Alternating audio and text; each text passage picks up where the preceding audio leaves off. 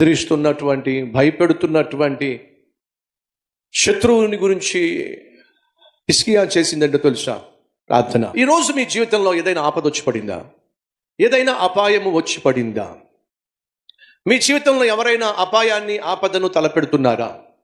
నా ఇల్లు ఆపదల్లో పడింది, నా ఉద్యోగము ఆపదల్లో పడింది, మా అమ్మాయి జీవితము ఆపదల్లో పడింది, మా అబ్బాయి జీవితము ఆపదల్లో పడింది, నా వ్యాపారము ఆపదల్లో పడింది. ఈరోజు నీ జీవితము ఎవరి వల్లైనా అపాయంలో కానీ ఆపదల్లో కానీ పడినట్లయితే ఏం చేయాలి? ఏం చేస్తే ఈరోజు నువ్వు కలిగి ఉన్నటువంటి అపాయము నుండి ఆపద నుండి నువ్వు బయటపడతావు? హిజ్కియా మనకు చూపిస్తున్నాడు. ఏం చేయమంటున్నాడు?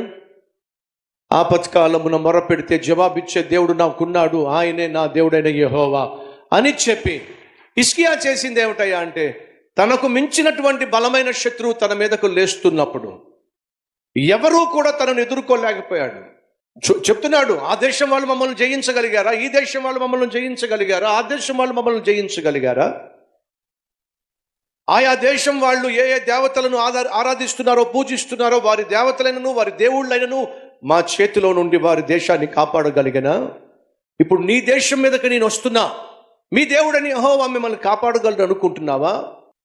ఒక్కసారి మా గతాన్ని చూడు, ఒక్కసారి మా విజయాలను చూడు, నీకు అర్థమవుతుంది ఎక్కడ మేము ఓడిపోలా, నీ మీద కూడా మేము ఓడిపోము. ఎవడు మా చేతిలో నుంచి ఏ దేశాన్ని కాపాడాలా? నీ దేవుడు కూడా నిన్ను నా చేతిలో నుంచి కాపాడు. ఒకవేళ ఎవరైనా ఈ విధంగా సవాలు విసురుతున్నారా మీ జీవితంలో?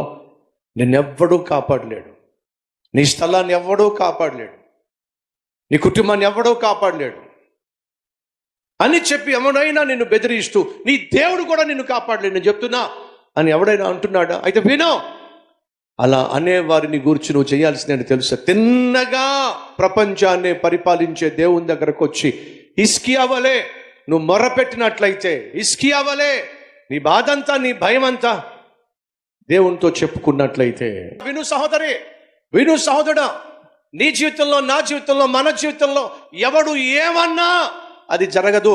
ఒక్క దేవుడు అన్న మాటే జరిగి తీరుతుంది.